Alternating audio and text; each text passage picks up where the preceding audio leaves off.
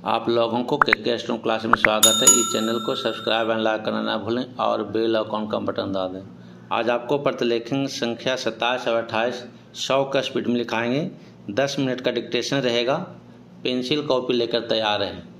Ready, last ready and start. महोदय, जब हम भारत की संपदाओं और उत्पादन के उपादानों के संदर्भ में भारत की अर्थव्यवस्था की चर्चा करते हैं तो उस समय अनिवार्य रूप से उपयुक्त टेक्नोलॉजी से संबंध प्रश्न उठ खड़े होते हैं। इसके लिए कोई निश्चित उत्तर नहीं दिया जा सकता।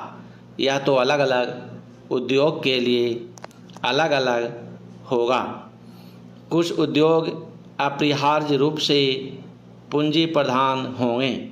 इसका हमारे सुधारों और विदेशी निवेश से कोई संबंध नहीं है। हमारे अपने सरकारी क्षेत्र में स्थापित कई उद्योग बहुत ही पूंजी प्रधान हैं। ऐसे भी कई क्षेत्र हैं जहां उत्पादन के श्रम प्रधान तरीकों का उपयोग होता है और वे प्रतियोगिता का सामना भी करते हैं। सारी दुनिया में हम आज यह देख रहे हैं कि एक जगह वेतन अधिक होने के कारण तथा दूसरी जगह सस्ते विकल्प होने के कारण उद्योग अपने स्थान बदलते रहते हैं। यह बात एक दूसरे से कतई विभिन्न क्षेत्रों पर भी लागू होती है, जैसे वस्त्र उद्योग, चमड़े का सामान, इलेक्ट्रॉनिक्स और कई अन्य उद्योग।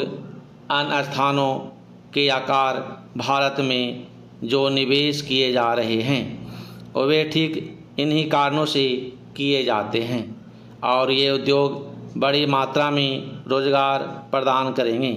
यह आर्थिक निर्णय लेने की स्वाभाविक प्रक्रिया का अंग होता है। ऐसा सोचना अनुभवहीनता ही कहा जाएगा कि भारत में पूंजी प्रधान उद्योगों की स्थापना लोग जानबूझकर करें, बिना इस बात पर विचार किए कि दोनों देशों में अपेक्षित मूल्य और हमारे सुस्थापित तुलनात्मक लाभ क्या है। उसी के साथ जहां पूंजी प्रधान टेक्नोलॉजियां और उच्चतर उत्पादकता तथा वेतन साथ साथ चलते हैं, उनका हमें स्वागत करना चाहिए, उन्हें टालना नहीं चाहिए।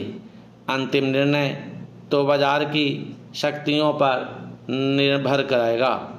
मुझे ऐसा कभी नहीं लगता कि हमारे उद्यमी निर्णय करने में किसी से कम कुशल हैं।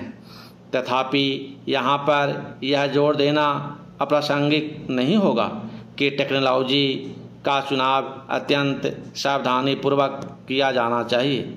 इस संदर्भ में विदेशी टेक्नोलॉजी का आयात करने वालों को देश में उपलब्ध टेक्नोलॉजियों की भी सावधानीपूर्वक जांच करनी चाहिए। समान रूप से टेक्नोलॉजी का विलयन और अंगीकरण उतना महत्वपूर्ण नहीं होता जितना टेक्नोलॉजी को तैयार करने की क्षमता पैदा करना।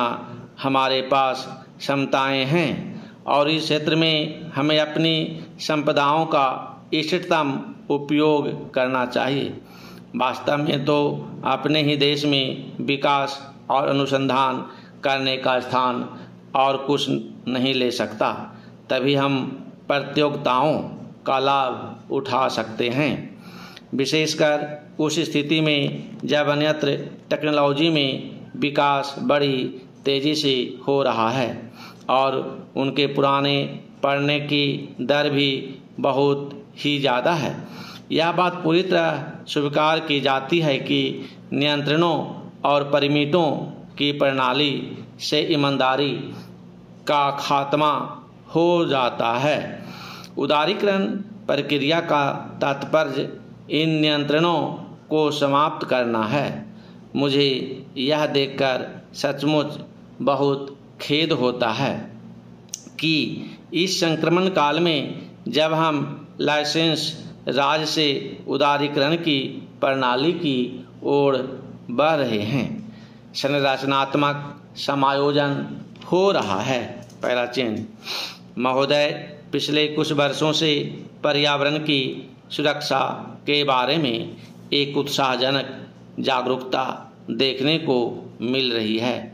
जैसे जैसे हम अपने विकास का खाका बनाने लगे हैं और वैसे वैसे यह बात अनुभव की जाने लगी है कि वह अपने बूते पर खड़ा रह सके और पर्यावरण की दृष्टि से भी उपयुक्त हो। अपने देश की जनता के प्रति हमारा यह दायित्व है कि हम अपनी प्राकृतिक संपदा की रक्षा करें अपने प्रयासों द्वारा, और यदि आवश्यक हो तो विदेशी टेक्नोलॉजियों का उपयोग करके हमें पर्यावरण के विनाश की समस्याओं को हल करने की चेष्टा करनी चाहिए। असल में तो मैं यहाँ बताना चाहूँगा कि भारत इस दिशा में पीछे नहीं है, क्योंकि उन्होंने अब तक जिन टेक्नोलॉजियों का प्रयोग किया है वे विनाशकारी रही और उन्हें तुरंत छोड़ देने की आवश्यकता है, और वे भी नई टेक्नोलॉजियों की खोज कर रहे हैं। इसलिए हम उनसे बहुत पीछे नहीं हैं, कमोबेश हम उनके साथ साथ ही हैं।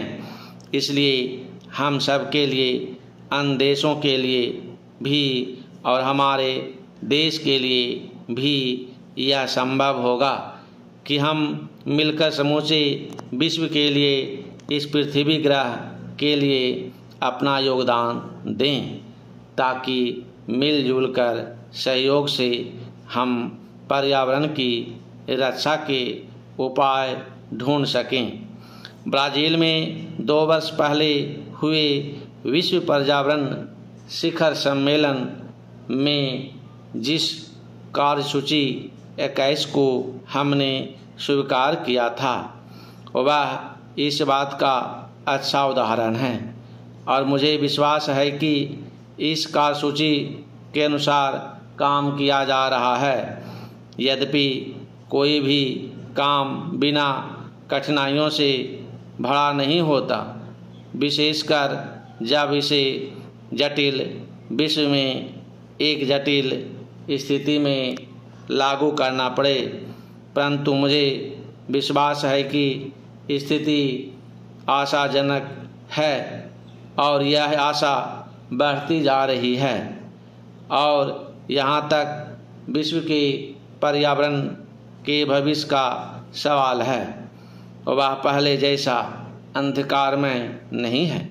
पैराचेंड ऐसी टेक्नोलॉजियों को अपनाना संभव होना चाहिए जिनसे पर्यावरण के बेहतर स्तर कायम हो सकें, प्राकृतिक संसाधनों को संरक्षण मिल सके और व्यर्थ पड़ी चीज़ों की बेहतर व्यवस्था हो सके। पहल करने के ऐसे कई उदाहरण मिलते हैं जिनसे पर्यावरण को होने वाले खतरे को रोका जा सकता है, और लागत की दृष्टि से भी वे प्रभावकारी सिद्ध हुए हैं। इस बड़े चिंतनीय विषय पर विचार करते समय हम सबको मिलजुल कर प्रयास करना होगा। हमारी सांस्कृतिक परंपरा विशेष रूप से प्रकृति और पर्यावरण के प्रति मैत्रीपूर्ण रही है, इसलिए हम अपने देसी ढंग से भी इस दिशा में बहुत कुछ कर सकते हैं। मैं जानता हूँ कि सुधारों का यह मार्ग फूलों की सेज नहीं है, विशेषकर इतने बड़े आकार के एक लोकतंत्री देश में है।